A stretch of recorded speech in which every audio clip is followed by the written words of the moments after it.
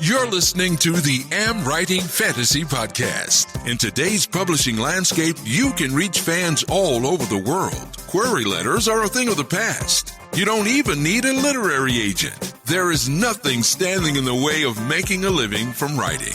Join two best-selling authors who have self-published more than 20 books between them. Now, on to the show with your hosts, Burt and Jasper Schmidt. Hello, I'm Jesper. And I'm Autumn. This is episode 107 of the AmWritingFantasy podcast. And today we have some interesting thoughts to share with you. I guess I could say that it's a way to almost gamify your email list. Would that be some fair way to describe it, Autumn? It would, as long as readers don't get offended by that kind of a scheme. But yeah, it's a way of maybe strategizing the best way to market books so that readers keep buying them and become fans, with a bit of a game to it. Yeah, what I meant is it's a bit like engaging your list with like a tiering structure, which is similar to what you see in games, right? So you could sort of level up to the next tier. That was what I meant. Yeah, but more on that in a bit. First, I wanted to hear if you have actually survived the snowstorm all right up there, Autumn. It was close. It was very close. We are so lucky in many ways because this snowstorm of which you speak was originally supposed to miss us and just smear my parents who live in Pennsylvania. But Vermont, up where I'm at, they thought it was going to move off the coast. Well, yeah, no, it came inland. And we got over 25 inches of snow from nothing, bare ground, to over 2 feet. But just north of us, just north, they got, guess how many feet of snow? From 0 to... I have no idea. 4 not that feet. good at feet. Yes, well, 48 right. inches, 4 feet. So that would have been up to my chest in snow. Jesus. 2 feet has been hard enough, but especially since we live in a small cabin that we actually don't drive to, we have to walk about 1,000 feet through the woods to get to our cabin. And that's challenging enough in 2 feet of snow, but 4 feet, I mean, my dog, you've seen pictures of my dog. He's like, what, 18 inches tall? No. He jumps like a little rabbit. He looks like a Wolverine, jumping through the snow. I can't imagine. We have to dig a tunnel for him to go out. Yeah, I was just about to say he needs to make some tunnels. We did. But it's all getting cleared out and packed down, and it's sad. I should be very upset because it's supposed to rain on Christmas Day, and we'll probably end up with bare ground again. But yes! I cannot wait to get rid of the snow for a little bit. That'd be fine with me. Yeah. But yeah, so as the listener, as you can hear, we are recording a bit just before Christmas here, so that's why we're talking about a snowstorm. So if you're listening to this and thinking, what snowstorm? Then it's not because you missed something very important. It's because we're trying to do a bit of pre-recording because, like most people, we would like to take a bit of time off during Christmas and holidays, but on the other hand, we don't want you to miss any episodes on Mondays, since we've now been going for, I think, more than 2 years releasing podcast episodes every Monday, so we're not going to miss any now. So that's why we are pre-recording a bit, so you can get some new episodes, even though we are taking a bit of time off. So, well, that's the explanation why we are talking about snowstorm, while there might not be, well, maybe there will be a snowstorm in January, who knows? No, please, no.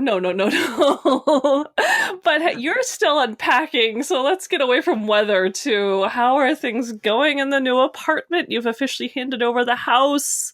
Hopefully you're settling in.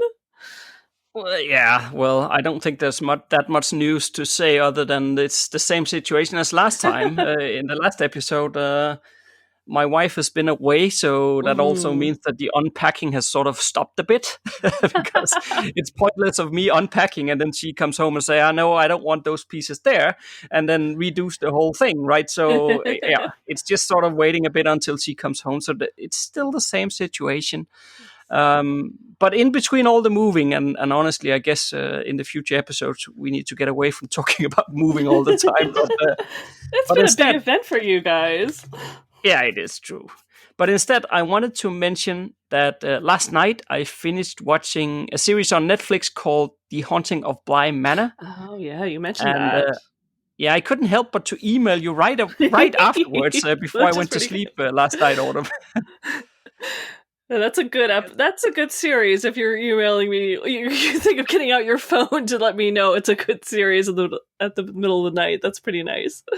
Yeah, because I wanted to mention it here as well because, well, the title is perhaps slightly misleading, and then again not. But the haunting, well, it is a ghost story as such, but and I guess it's also pitched as sort of a horror series or horror story, I guess, but it's really not. So even if you, dear listener, are thinking like I hate horror stories and I don't want to, okay, bear with me just a moment here because there are a few scares here and there, but they are very, very minor. It's not jump scares like that. There might be a few pieces. I think there's 9 episodes, Okay. and let me say that maybe twice during all of those 9 episodes, there's something that might scare you slightly, depending on how how easy you scare, I guess. But so they are here and there, but they are very far between, because the focus of the series is really on the characters and their story. Um, and in case you haven't checked it out yet, I really wanted to make you aware of this one because it is really worth the watch. Yeah, as I just said, I emailed Autumn in the middle of the night to let her know about it. So, but I think why I emailed you, to be honest, I think it was because I just watched the ending of it. And first of all, usually something that is categorized as a horror story, it's like the endings are all, most of the time, is pretty bad, to be honest. Yeah. And this one just, it actually moved me, Oh, the ending. It was like, I was a bit like, okay, it actually hit me a bit Oh, in a very good way, excellent. And that happens very, very rarely. So yeah, it's definitely 5 stars from me, and Excellent. recommendation has now been passed on Passed on. to our listeners. Everyone. Well, I thought it was interesting. I did look it up, and I saw that it was from the same director as The Haunting of Hill House, which you also recommended, and we watched. Yes. And you said something very similar about not being too jumpy or scary. And I do remember watching the first episode, and my husband turns and looks at me. He's like, "I thought this wasn't supposed to be scary." So I'll let you know what he says about this one. Yeah, okay. Well, I think personally, Haunting of Hill House is a bit more scary. It's not Okay. it's not very scary No, it compared to wasn't. what you would normally categorize as a horror story, but it is a bit more scary than this one. This one is less scary, I think. Okay. Even. Excellent. I won't have to protect him all night. Excellent. No, at least in my opinion. I mean, Okay. I understand that with stuff like this, miles vary, and it's very different what people can stomach. But I don't think it's bad at all. I just think it's a very, very good story, and it's very well done. So yeah, give it a try. Check it out. A week on the internet with the Writing Fantasy podcast. Now, we're going to talk about email lists today, and as I teased up there at the top, and a way to market to your email list. But I also wanted to mention that we have actually finished up and released our new course on email marketing as well. Woo! Third course for 2020, because we're recording this in 2020, so we did it. So Yeah, so it still counts. All right, it does. Yeah. It involves everything from getting set up to how to write onboarding sequences, how you should be thinking about your emails, how often to send emails, what is a good open rate, a good click-through rate, and all that good stuff that everybody always asks and wants to know. Absolutely. It's all covered. And actually, I have to admit I was wrong. This is our fourth course for 2020. So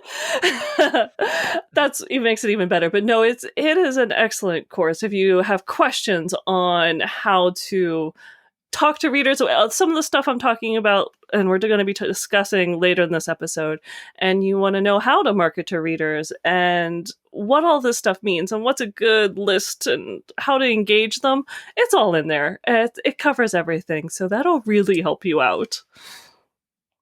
Yeah, and in terms of how to get access to this course, it's slightly different from what you would normally expect. So it's not really a course that we are going to advertise, like our Ultimate Fantasy Writers Guide, which is our comprehensive A to C writing course, or Yes. the world building course that we just released or opened up for quite recently here. Yeah. Those we promote on something like a 6-month cycle, but this one we're not. So the way to actually get into this course, if you are interested, is to first sign up for our free self-publishing success course. And by the end of the free course, you will then be given a link to the email course. And the reason we structured it this way was that the free course actually puts all the fundamentals in place, and that will have you operating from the right position once you get into the email marketing stuff. So so that's how we decided to structure it, and we've added a link to the free course in the show notes. I know we've mentioned the free course a few times on the past couple of episodes, so this is probably going to be the last time in a good while that we're going to add that link to the show notes, but for the last time here, we have added it, and so if you haven't checked it out already, make sure to sign up as soon as you listen to this episode, and at least get the free course completed. And then at the end of that, you can always decide if you want to do the email list course or not. That's fully up to you. Yes, it's sort of like the finishing school for the free course, but definitely the self-publishing success course will teach you the fundamentals for free that you need to know to be running it, and the email course will be the capstone that really will make your marketing just shine. And on to today's topic. So, Autumn, you had this great idea on how to operate a mailing list in a different way than what is considered traditionally. So perhaps you could start out by more like explaining the high-level concept before we get into details. I think that sounds like a good place to start, other than saying my brain's squirrely and I've always got to do things different. But did I ever tell you what actually gave me the idea, the little problem I was nibbling on that made me want to figure this one out? This is one of those questions that you should not ask, because if I say, no, I'm not sure, I can't remember, then that sounds like I didn't pay attention. Well, that's fair enough. Well, you should answer for what the readers or the listeners need to hear so that they can hear the story. So, right, then I'll say, no, you have not told me about it at all. I'm sure you have never said anything about it. I really don't know if I have, so that's fair enough. But, when you go into most email service providers, as you're working on stuff, they often give you tips. And there's one that usually says, hey, did you know open rates and response rates go up if you just send to a subsection of your list? And I'm like, well, that's nice, but I'm sending to readers. How do you make a subsection of readers? I mean, the readers. How are you going to segregate them into smaller lists? And I must have chewed on that for a good 4 to 6 months, wondering if this is such a good thing that this email service provider is telling me I should be doing it, and it's going to totally revolutionize the way I send emails. How can I do it? How can I make that happen? So, yeah, that's what spawned this idea, and I finally came up with something, and that is what I eventually did send to you, saying, am I just crazy, or do you think this might work? And you said... No, but I actually still very much like the idea, because I think there is something about it.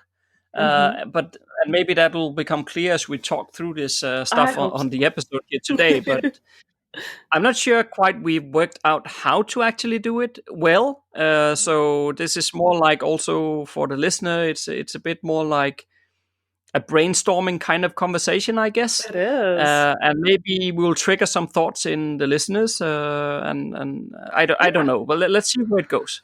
Yes. Maybe it'll inspire you into doing something different with your list. Maybe while you and I are talking, Jesper, we'll figure out what kind of went right and what went wrong with my experiment. Because as I see on our Patreon page, I love living my life as an experiment so everyone else knows what not to do or the benefits of what I did. So, it saves everyone else some agony. I sacrifice myself for that. But what I realized... Thank you. So I have to admit, this was set up well for me, and other listeners, other authors might have to think about teaming up for this to happen, because I have 3 series of books. One is the main entry point to all of the books I've written. One that is set after that initial series. It's in the same world and the same characters. I have one that's an entirely different genre that the readers who read it, absolutely, they're like mega fans, but, it's not even fantasy. It's more post-apocalyptic. So it's completely different. It fits what I'm writing now. But then I have 2 novellas that are in completely different storylines and also a short story compilation novel. So I've got 3 series and 3 sort of standalone books. And I realized that besides having a lot of books out, I can't keep them straight half the time. But I could actually create 4 tiers of readers. And that's sort of what triggered everything. I can have a tier of people who finished that first series, a tier of readers who finished the first and the second that's related to it, a tier of readers who have read the other unrelated post-apocalyptic series, and then a final tier who have basically literally read everything I have written in the fiction world. I spared everyone the nonfiction. I thought that was only fair. So that's it. I figured out my tiers that I could break up my reader list to, and I gave them names. I did book explorers for the new arrivals, spellbinders for the second ones, the 5th order, which relates to the first series. It relates to my epic fantasy series, and the High Council for the ones who have finished everything, because they have some special powers why they ended up being called the High Council, and it also came straight from my fantasy world too. So how were you, in practical terms, how were you keeping track of who had read everything and who hadn't, and what they have read and so forth? It's so funny. It's like you can read my mind or the list of notes I have in front of me, because that is actually the next bullet point. We're so good this way. Because I hadn't been keeping track on where people were coming in or emails I'd gotten from readers saying, "Hey, I finished this book. I thought it was great." So I went ahead and I asked them what they had read, where they had read, and told them, "Hey, is this really important? I need to know." And so I had them segregate themselves. And then anyone who did not email me back or didn't, it was a survey. I will talk about it later, but I actually use Mailerlite, and they have a very cool survey that allows you to tag people if they click on things. So I use that function, and if people didn't click on anything, I just put them in the lowest tier book explorers and figured they had to sort themselves out if they did to get their act together. So that's how I sorted everyone out. I made them do it themselves and figured that was a good baseline to start from. And I did. I ended up with, and there's a few people, you know who your mega fans are. It's not like there was, I wish there were hundreds of mega fans that I didn't know all their names intimately. But I have a core group that I know have read everything. And so it was basically like, hey, by the way, I'm just putting you over here. So those were easy. Yeah, but did you then also think about adding in some, this kind of questionnaire in the onboarding sequence or the end of the onboarding sequence to basically figure out new readers, or did you more just track where they came in from and then say, okay, if you came in from here, that means you've read this book, so I'll put you in that tier? Or did everybody just go into the lowest tier from the beginning? Or how did you do that? Well, after I let them segregate themselves, the new arrivals would basically automatically go into the lowest tier, the book explorers, unless they were picking up. I did have an offer in my first book to pick up the second book. And so if they came to me through that second book, in that sequence, I had hey, pick up the final book in the series with this coupon code. And if they picked it up through that, I immediately put them in the next higher tier. Because I assume if they're buying book 3, I can pretty much assume they're going to go finish it, because I know my read-through rate between book 2 and if people buy book 2, my read-through rate to book 3 is 100%. So I know they're going to finish it. So I just dump them into the next higher tier. Yeah, because I know it as well for myself, for example. I mean, sometimes I end up signing up for some author's email list, but in reality, I might have read several of the person's books already, but for whatever reason, I never got around or didn't decide to sign up until now or something like that. So it could happen that somebody comes in and have actually read several books, especially now that you have several different series going. So they might have read one full series and then coming into another series and then say, oh, okay, cool, I'll sign up for this stuff here. Yeah. For whatever reason, so that, I guess that's a bit of the challenge here in terms of labeling them correctly from the beginning. Yes, it is. And I try to... There was actually... The reason I wanted to do it this way is because it really does come down to marketing. So if people were in the first section, I was going to market to them. I was going to give them excerpts and coupons to the second series. And if they were in the second tier, I was going to give them coupons and excerpts for that unrelated non-fantasy series. And then if they had finished that one, I'd be making sure I gave them excerpts to either what I was writing or the standalone novellas. So by knowing that, I could target what I was sending them and the materials and the coupons and trying to generate that interest to go to the next highest one. And I put moving between tiers totally in their hands. They were supposed to contact me via social media, preferably. They could send an email. Obviously, email always works. They had my email. But it was just, hey, give me a shout out on social media that you finished the final book in this series and that you want to go to the Spellbinders or you want to go to the Fifth Order. Tell people. That's fine. And I'll happily give you a like and a little shout out, and I will move you to the next tier, and you'll get access to. It was a new webpage. Each of them had a special webpage that was hidden on my website that they could only access through the emails or through, going and saving that link. And on that page would be some social media posts that they could share, some images if they wanted to download them, and a coupon code for the month to a book that was discounted that was kind of, saying, hey, I want you to go read this series, so you're getting that book discounted this month. And it was all very much structured and targeted, that each one was just really kind of dialed into, like, this is where I want you to move to. And it's in your control to move up to get, and with each level, they were supposed to get not only in a better coupon, but I wasn't going to give any free books away. Like a paperback giveaway wouldn't happen to the lowest tier. They'd have to be at least in the second or the third tier before I started running some contests and giveaways and some kind of big, brouhaha stuff like that. Yeah, and I like this tie-in with the social media stuff, because then that gets word of mouth going automatically, right? So I really like that. But this is also why I labeled it as a gamification at the top of the episode. Because it is a bit like, okay, you're at this level, and then you can move up to level number 2 once you get more, well, let's say, once you've read more. Right. And then you move up to level 3 and you're getting more benefits and so on, right? So, yeah. And I think that, not to everybody, but that appeals to some people, the gaming people at least. They like the leveling up stuff, right? And but did you sort of share that structure thing with them at the lower level? So once they come in, do they get information about, okay, this is how I'm structuring things, and once you've done these and these things, you can move up, and then this is what you're going to get at that point, or something like that? Did you do anything like that? Yes, so it was on each email. One of the neat things, again, about Mailerlite is I could conveniently, instead of sending 4 different emails every month or every newsletter, so that's twice a month for me, that were targeted to each group, I could send one newsletter, and Mailerlite has a function where you can hide certain things or just have it shown to people who are in a certain subsection. So I could just go ahead and generate everything in one newsletter, even though it looked like chaos. If you could see everything, if you were just in the lowest tier, you would just see the stuff you needed. And in part of that would be like, hey, don't forget to move up to the Spellbinder and get access to giveaways and get access to better coupons. You have to do this.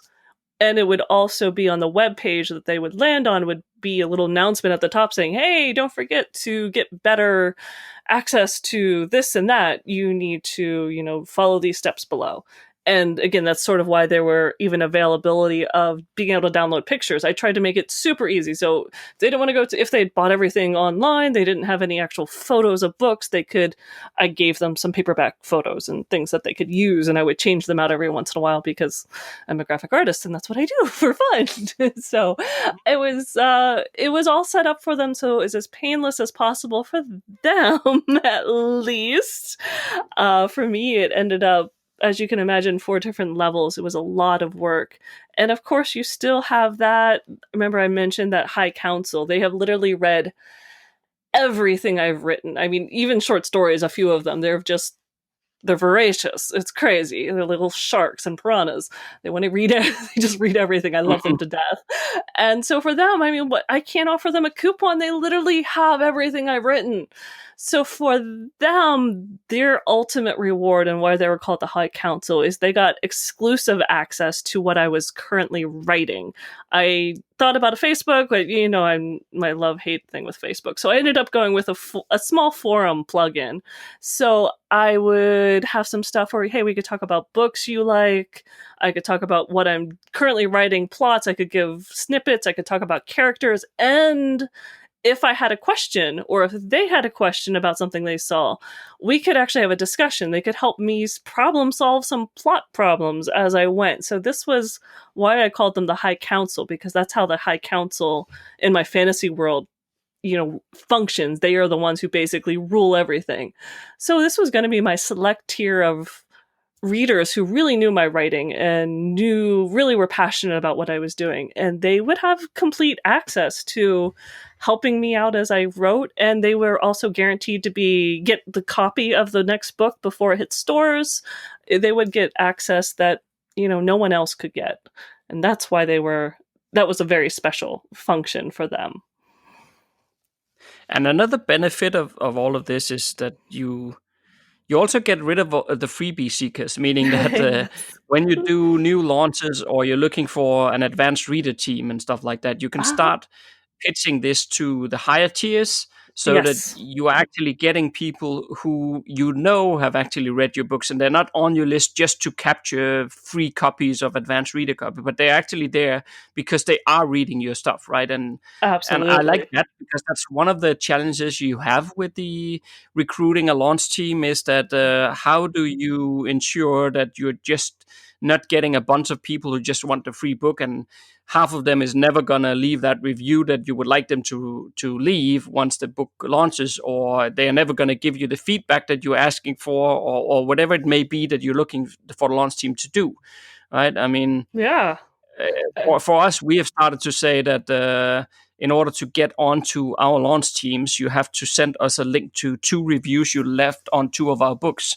And if you haven't, then, well, you're not going to get onto the launch list. So that's another way of doing it. But I do think there's a good point in trying to make sure that whoever you allow onto a launch team or an advanced reader team or whatever you want to call it is people whom have actually in one way or another done something in return, it's because otherwise you will get those people who just, they figured out the system, right? It's like, okay, I'll get onto the author's email list and then I will get invites to advanced reader teams and I'll say yes, and then I don't have ever to buy a book again, right? So there are those people out there. There are. Unless you're really paying attention, you can easily, I mean, as you know, I just told you that I just put out an art call for my next series. And I did find it amusing how many people said, oh, I've never read one of your books. I'm like, really? Why are you on my readers list? But again, like you said, they came in, either they're so new, they haven't read much and they just signed up to get a free book and they haven't finished it yet. And they're willing to go get another free book. Of course, it's an addiction. It's an addiction for me. I try not to read too much because I would just read all day if I could.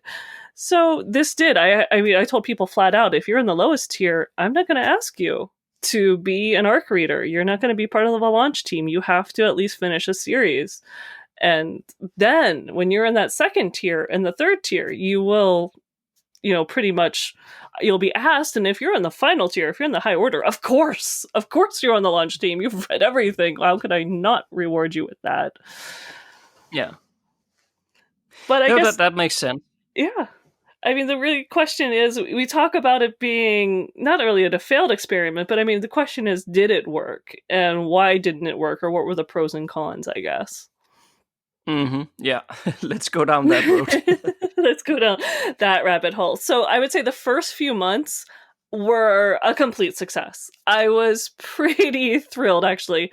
A lot of readers went and picked up the discounted books. And the nice thing about that is those were books I was self-hosting, selling through my website. So I was not getting, it wasn't through another retailer. There was no royalties taken out. This, except for taxes, this was 100% sales straight to me, which is fantastic.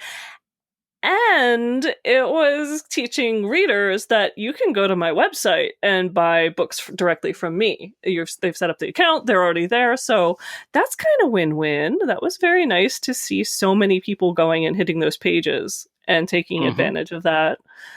And I did have people going on social media if they finished. And some of them were totally into it, saying, yep, I'm ready for the Spellbinders. I am ready for this. Even my niece did it. It was fantastic. So that's the gamer people there. It was definitely. And I had a few people who just chose, hey, emailed, I just finished this one. I want to go to the next one.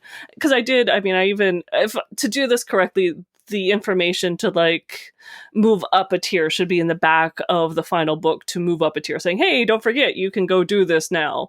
That was a tie-in I didn't bother going and doing because that was a lot of work at the time. So I didn't do that, but that would be another thing I could do to make it more of a smooth flowing system to remind people, hey, you finished this book, you deserve more rewards. So go let people know and move up to the next tier.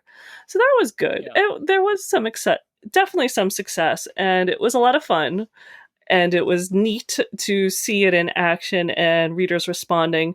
And the nice thing is, because also with people going to certain pages on my website, I was getting the SEO boost. So I have people going from your email, going to your website, which helps your email standing, with your email marketer. It's raising the level there. Email platforms are saying, hey, people like this email provider. They're clicking the links. This is not spam. So it's showing up more in their email accounts. And then my personal website SEO jumps up because I have a few hundred people going to my website 2 days every month, if not more often. So that's another benefit. That's fantastic. My standing went up. I still have a few things that I started on my website and then moved to AmWritingFantasy and never removed them from my website because the links are still out there. And I still get them hitting my website before AmWritingFantasy sometimes because I boosted the SEO of my website so much through this system, which was, hey, that's kind of cool. Readers are finding me through just website searches. Score. But oh my gosh, it's so much work. As you can say, I phased this out for several reasons, but one of them was definitely that unless you're going to hire a virtual assistant to help with changing out the website. So I'd only change them once a month so by the first of the month, a new coupon, new images, new whatever would be on the website for them to land on. So I had to do that as well as 2 emails during the month that were set up to 4 different reader tiers. And plus you have to monitor social media, and oh my gosh, there's so much, I'm not on Discord. So if someone was typing away on Discord, I'm not going to see it. I tried to go on Instagram and you can filter out for your own hashtags. I have book hashtags that people could use and my own author hashtags people can use, but you have to be actively searching for those and checking them and making sure they show up or that they're tagging you appropriately, not some other poor Autumn Raven or Autumn Burt. And so it was a lot as a single individual author who is also trying to write and market to maintain every single month, especially after that first initial burst starts to die down and people are starting to see, oh, this is the second or the third time that you've, given a discount to that book and I've already got it and they haven't told me to move up for the next tier. And of course, the one series is totally non-fantasy. It's post-apocalyptic. There's no magic in it. And even though people love it, some people are like, I don't want to read something that's, gun battles and a little sci-fi. It's not my cup of tea. And I can't kind of, but to piss off your readers and say, well, fine, you just can't move up in the next tier. You have those discussions with people. So I would say when it comes down to it, it's the work, especially when it slows down and people are not going every month and you're not seeing 20, 30, 40, 50 sales straight to your website. That's when it's like, yeah, this is a lot of work for, 10 sales, people getting discounted books. Yay! That's, wow. Yeah, I wonder if it would be possible to, if one could come up with some different what should we call it, like entrance criteria for the different tiers, and also some different rewards for the different for the different tiers, meaning that, for example, instead of coupon, because for one to do the coupon code stuff, one, you need to have a lot of books. If you only, let's say you only have 2 or 3 books out, well, you're gonna run out of coupon ways pretty quickly. But if there was something else you could offer them as a reward for going to a different tier, that's one thing. But I'm also wondering about the entrance criteria, in the sense that if you could make it so that you didn't have to go and hunt stuff down, but it more comes to you, Yes. that you have to email me this or whatever in order to move up a tier or something, so that, well, at least if you only need to monitor your inbox for requests to get moved up, that at least simplifies things somewhat. Yeah, I think I would not use the hashtags, and I would say, this is my Instagram profile, this is my Twitter profile, this is my Facebook profile. Tag me on one of these 3 and only one of these 3, and I will move you up. Or email me, but it couldn't be both, or, it didn't have to be through a book hashtag. Book hashtags are exciting, but yeah, that's a lot of, to go and add your own book hashtags and stuff was quite difficult.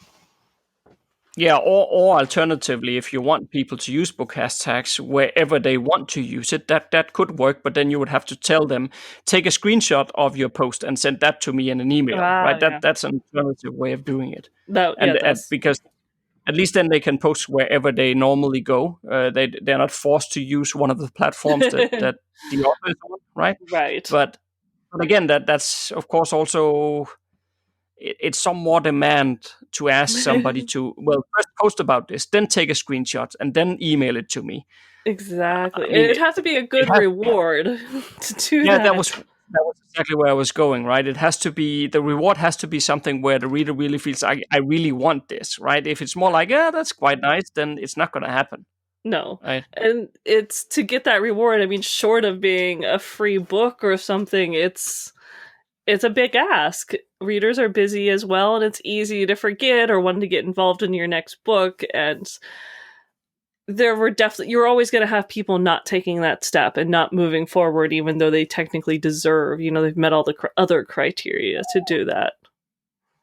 Yeah, I think as the more you move up the tiers, the more you can probably ask for them to do in terms of your criterias. Because the more engaged they will be, and they will go to great length once they are up the tiers. But I think at the lower tiers, to move up from the entry level to the next tier level, it has to be something extremely simple. Something you can do it in 1 minute, or probably even less, like 10 seconds. It requires nothing but 10 seconds from you to do it, and then you can move up a tier. Because I think you need to get to that stage, or you need to make it that simple. Otherwise, I think it's going to be difficult. Yes, exactly. It was, you have to get them used to the system and excited about it, and good rewards and just very clear-cut instructions on how to do it.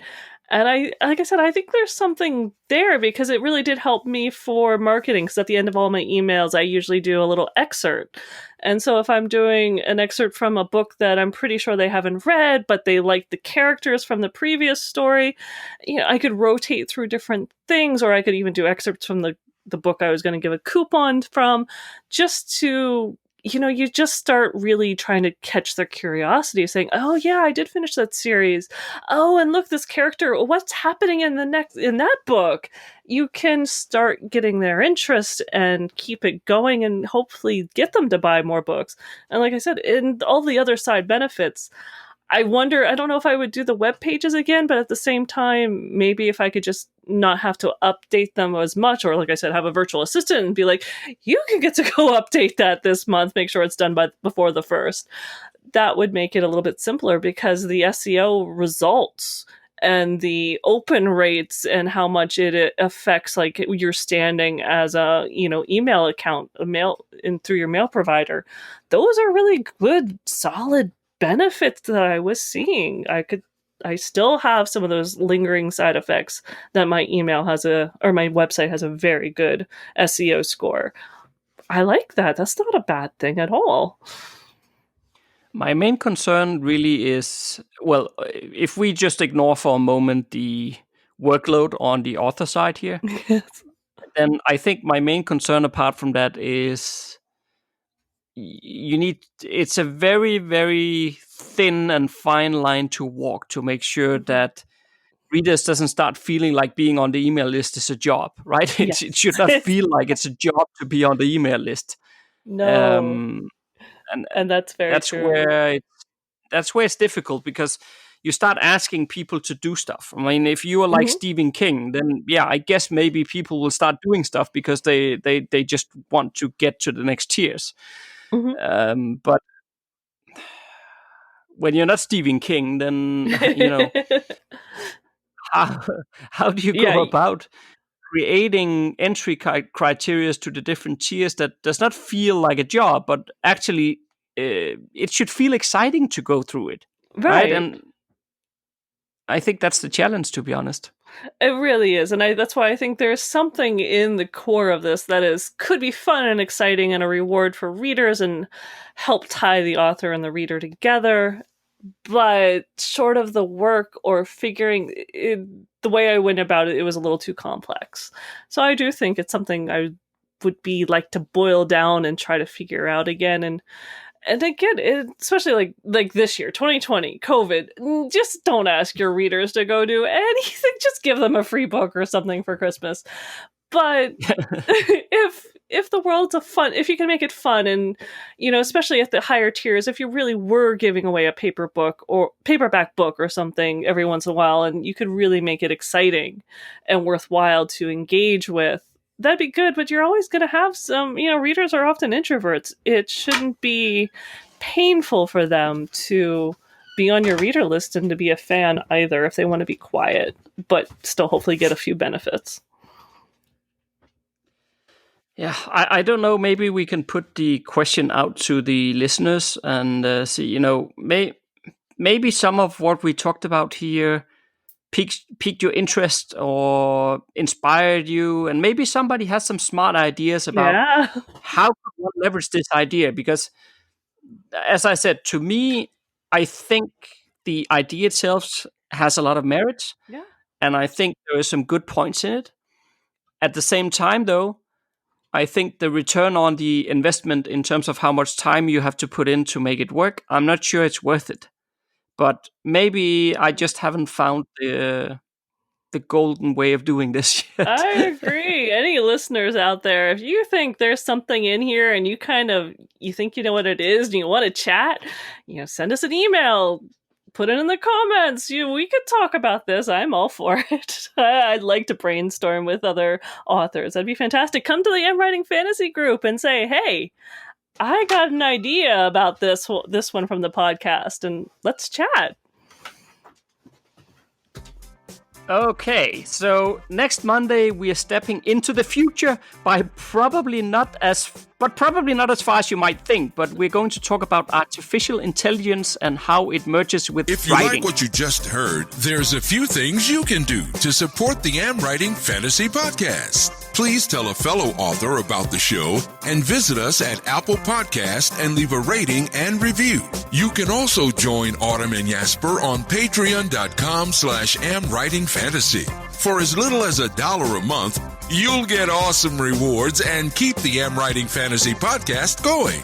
Stay safe out there and see you next Monday.